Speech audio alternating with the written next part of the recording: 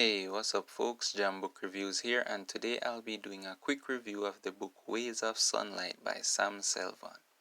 Selvon was a world-renowned multi-award winning Trinidadian author who was probably most famous for the book The Lonely Londoners.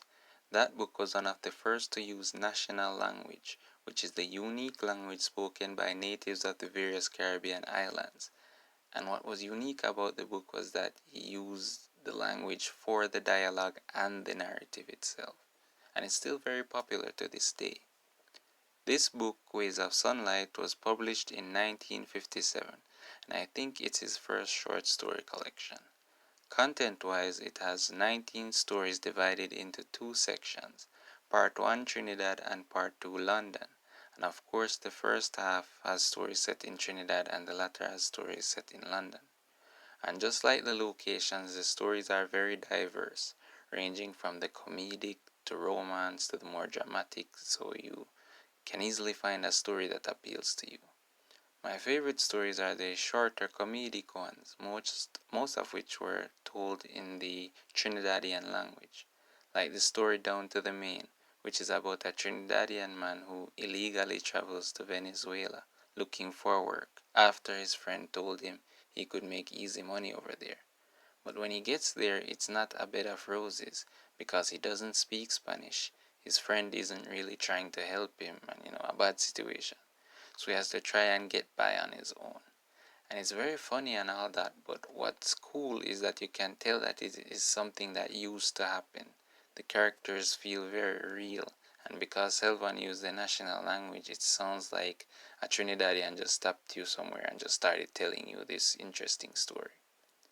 Other stories focus on universal themes like falling in love or the poor trying to make a living, but also you get Caribbean subjects like obia and dealing with the presence of foreign powers in your country, because in that post-war period when this book was written, the US had a military base in Trinidad and were very active over there.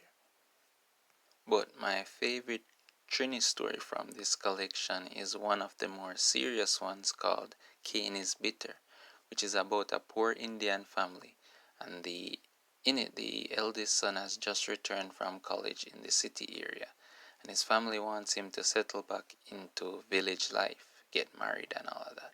But he has his own idea of what he wants to do with his life, and it shows the clash between their traditional values and his modern ones.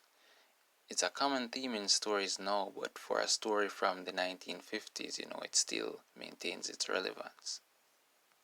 The London stories are more satirical, but what I like about them is, alright, they are Windrush era stories, and in that time, British society wasn't very welcoming to Caribbean immigrants. It was kind of a hostile environment for them. But Selvon didn't focus on that. It's there in the background, but the stories focus on the immigrants themselves, how they got along, how they lived, trying to get jobs, forming relationships, having fun despite everything else. And he used the national language in these stories too, not just the Trini ones. I'll share some video links with some of the stories being read in the description so you can get a feel for them. The stories I didn't like was more because of the subject matter rather than the writing itself. Like one focused on cricket, which is a big thing in the Caribbean, especially back then, but it's not really something, that was interesting to me. And the first story in which he used a local myth to create a more modern tale about unrequited love. That one, it was the length of the story that really made it kind of boring to me. But all in all, this is a very nice short story collection.